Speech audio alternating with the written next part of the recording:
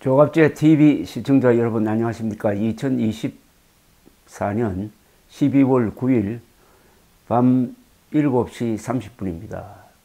오늘 읽은 좋은 인터뷰 기사를 하나 소개해 드리겠습니다. 조선일보 김윤덕 기자가 만난 사람인데 이미륵상을 받은 독일인 한국학자 베르너 사세 씨를 인터뷰를 했습니다. 이미륵 선생은 독일에서 독일어로 압록강은 흐른다 등의 이 작품을 발표한 분인데, 이분은 독립운동에도 적극적으로 참여했고 또 독일에 가서는 반나치 운동에도 관여한 아주 특이한 이력을 가진 분인데 좀 일찍 돌아가셨습니다. 한국전쟁이 난 1950년에 51살인가 그때 돌아가셔가지고 국내에서는 나중에 알려진 분입니다. 그 이미륵상을 받은 한국학자 베르너 사세 씨는 또 한국을 매우 좋아하는 사람이고 특별한 인연을 가지고 있습니다. 1941년에 독일 프랑크푸르트에서 출생을 하셨으니까 83살입니다. 1966년부터 2년간 호남 비료 공장의 기술학교 교사로 일했다고 합니다. 1970년 독일 보훔대에 입학을 해가지고 계림유사에 나타난 고려 방언으로 한국학 박사학위를 받았습니다. 보훔대와 함부르크대에 한국학과를 개설했고 유럽 한국학회장을 지냈습니다. 월인 청강지곡을 독일어로, 동국 세시기를 영어로 번역 출간해가지고 우리 문화를 세계적으로 알린 분입니다. 한양대 문화인류학과 석자 교수를 지낸 분인데, 김윤덕 기자와 인터뷰를 하는 날 마침 비상계엄령이 선포됐다고 합니다. 그래서 그걸 가지고 화제를 삼아서 이야기를 이어갔습니다. 그러니까 자연히 윤석열 한국 정치 이야기를 하게 됐다고 합니다. 김윤덕 기자가 이미륵상을 받은 날 계엄령이 선포됐다고 하니까 사세 교수 이야기가 누가 농담한 줄 알았습니다. 처음엔 놀랐지만 몇 시간 만에 여야 의원들이 모여가지고 계엄을 해제시키는 모습에 감동을 받았습니다. 국회도 국민도 대통령의 잘못된 판단을 따르지 않았습니다. 한국은 민주주의에 대해 자부심을 가져도 좋습니다. 스트롱맨들이 장악한 전 세계에 대통령은 제왕이 아니라는 것을 보여주었기 때문입니다. 김윤덕 기자가 대통령이 왜 그런 선택을 했을까요? 라고 물었더니 사세 교수는 그는 민주주의가 무엇인지 모르는 사람입니다. 나는 대통령이 감옥이 아니라 병원에 가야 한다고 생각합니다. 내가 볼 때 그는 마음이 아픈 사람입니다. 대통령은 정치를 하는 사람이고 정치에서 가장 중요한 것이 타협입니다. 그러나 윤 대통령은 정치력을 전혀 발휘하지 못했습니다. 반대 혹은 비판적 의견을 가진 사람들과는 대화조차 하지 않았고 만나지도 않았습니다. 대통령만이 아니라 한국 사회 전반에 뿌리 내린 심각한 문제입니다. 한국 사회에는 철학이 없습니다. 역사와 전통에 대한 관심도 없습니다. 오로지 경쟁만 부추기는 한국의 교육이 돈과 권력만 쫓는 지식인 정치인을 낳았습니다. 그들이 학벌 좋고 지식은 많은 엘리트인지는 몰라도 타인과 공동체를 생각하는 가슴, 즉 마음은 없습니다. 나치도 전부 지식인들이었습니다. 야, 이렇게 짧은 문장에 이렇게 많은 정보를 넣어서 말씀하기가 참 어려운데, 역시 이분이 얼마나 한국을 깊게 아느냐 하는 걸 잘 보여줍니다. 이건 한 번 더 읽어드려야 되겠습니다. 그는 윤 대통령입니다. 윤 대통령은 민주주의가 무엇인지 모르는 사람입니다. 나는 대통령이 감옥이 아니라 병원에 가야 한다고 생각합니다. 내가 볼 때 그는 마음이 아픈 사람입니다. 대통령은 정치를 하는 사람이고 정치에서 가장 중요한 것이 타협입니다. 그러나 윤 대통령은 정치력을 전혀 발휘하지 못했습니다. 반대 혹은 비판적 의견을 가진 사람들과는 대화조차 하지 않았고 만나지도 않았습니다. 대통령만이 아니라 한국 사회 전반에 뿌리내린 심각한 문제입니다. 한국 사회에는 철학이 없습니다. 역사와 전통에 대한 관심도 없습니다. 오로지 경쟁만 부추기는 한국의 교육이 돈과 권력만 쫓는 지식인 정치인을 낳았습니다. 그들이 학벌 좋고 지식은 많은 엘리트인지는 몰라도 타인과 공동체를 생각하는 가슴은 없습니다. 나치도 전부 지식인들이었습니다. 이거 읽어보니까 저도 좀 부끄러워집니다. 사세 교수는 논어를 새롭게 읽어야 한다는 주장을 합니다. 공자의 논어를 읽어야 한다. 이렇게 이야기합니다. 유교는 종교가 아니라 정치 철학이며 윤리입니다. 공자의 사상은 17세기부터 라이프니츠, 칸트, 볼테르 등 철학자들에게 큰 영향을 미쳤습니다. 한국에서는 유교를 구시대의 산물로 여기는 풍토가 있지만 논어는 21세기에도 읽어야 할 통치 철학입니다. 거기엔 현대사회가 가장 필요로 하는 인간에 대한 예의, 호혜, 서로 돕는 걸 말하죠. 호혜, 다름에 대한 존중이 모두 포함되어 있습니다. 일례로 공자는 임금 섬기는 법을 묻는 자로에게 제자입니다. 비판적 충성을 강조했습니다. 임금이 잘못된 길로 가면은 기만하지 말고 굳세게 꾸짖고 경고하라고 했습니다. 그것이 불가능하면 직을 버리고 떠나야 한다는 것이 논어의 가르침입니다. 대통령의 잘못된 판단을 막지 못한 국무위원들이 명심했어야 할 신하의 도리가 아니었을까요? 사세 교수는 또 제도의 문제이기 전에 정치인, 개개인의 양심과 행동이 그 나라 정치의 수준과 미래를 좌우합니다. 민주주의란 한번 시작했다고 해서 저절로 유지되는 것이 아닙니다. 권력과 자본에 맞서 날마다 싸우며 지켜나가야 합니다. 끝이 아니라 매일이 새로운 시작입니다. 라고 했습니다. 이걸 읽어보니까 제가 이런 메모를 한번 해봤습니다. 이걸 읽고 메모를 한번 해봤어요. 이번 이 비상계엄령 사태의 핵심은 인간 윤석열의 성격과 이상한 성격이죠, 사실. 교양의 결핍입니다. 가장 큰 특징은 사실과 거짓을 식별하는 능력이 현저하게 떨어진 사람이란 걸 알 수 있습니다. 그가 저지른 중대 정책 실패는 거의가 정보 판단의 오류에서 비롯되었습니다.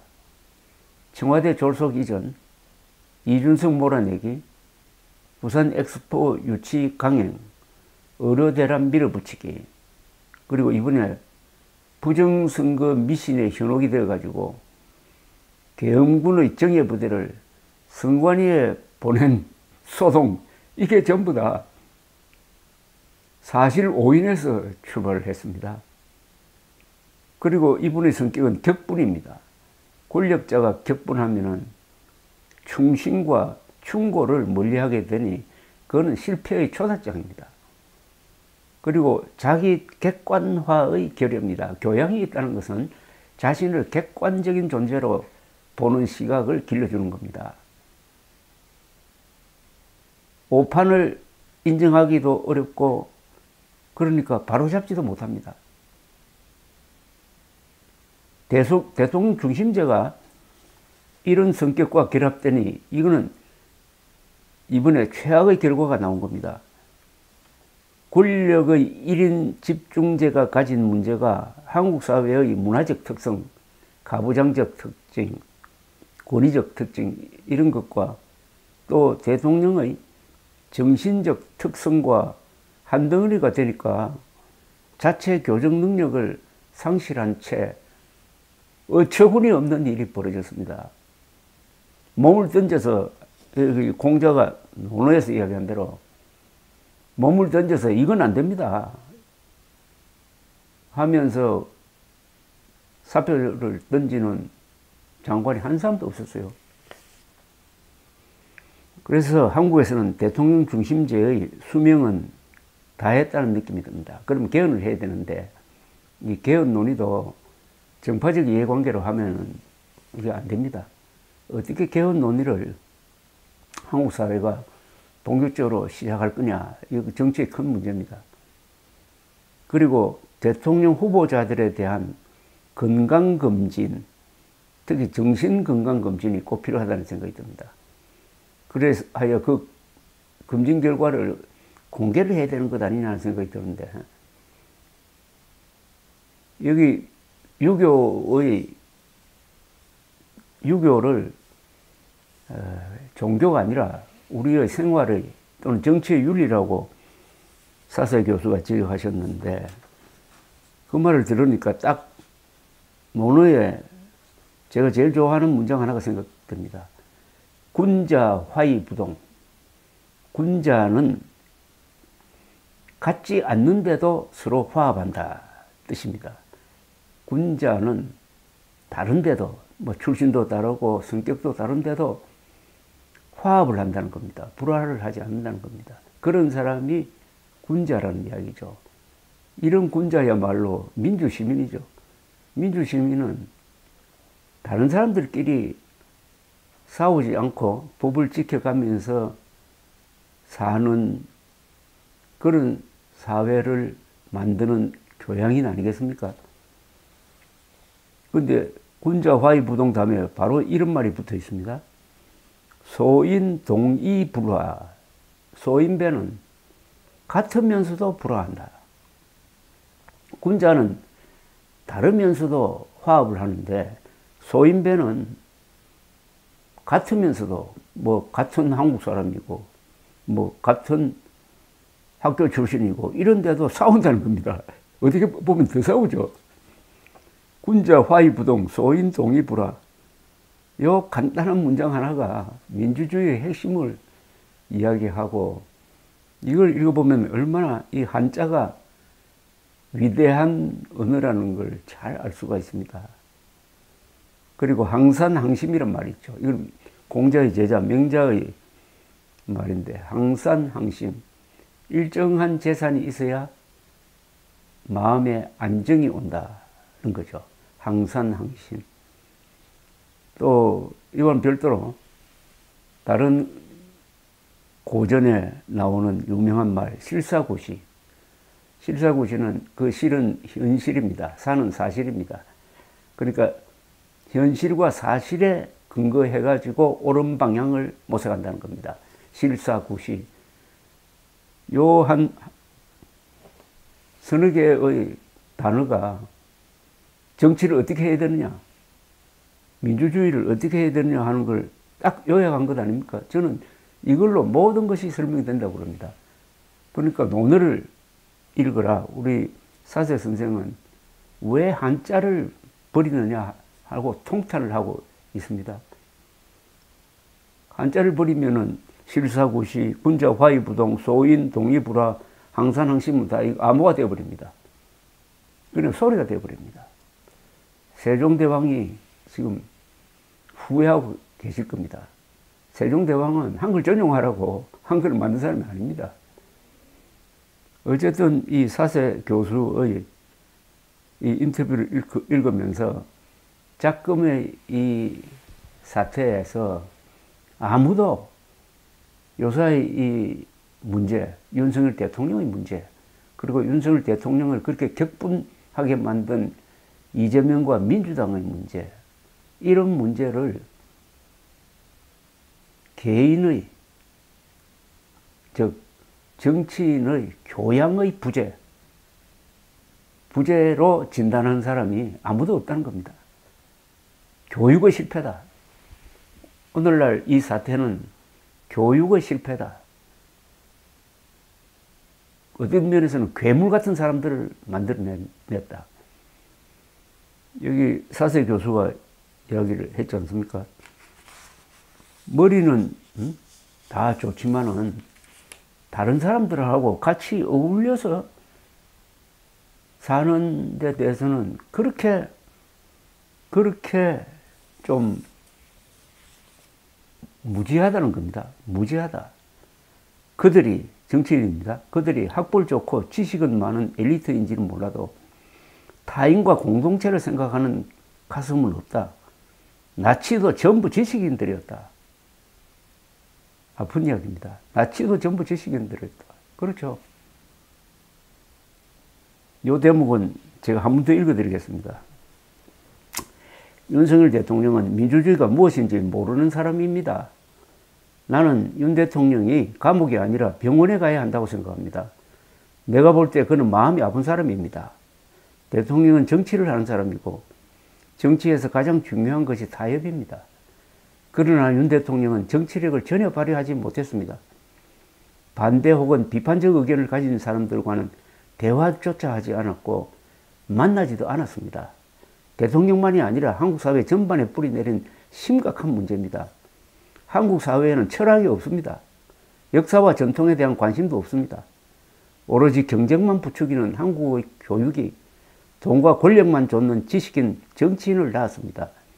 그들이 학벌 좋고 지식은 많은 엘리트인지는 몰라도 타인과 공동체를 생각하는 가슴은 없습니다. 나치도 전부 지식인들이었습니다. 군자 화입부동. 군자는 다르면서도 화합한다. 소인배들은 같으면서도 불화한다. 지금 한국은 소인배들이 정치를 하고 지식인 행사를 하고 있다는 이야기입니다. 감사합니다.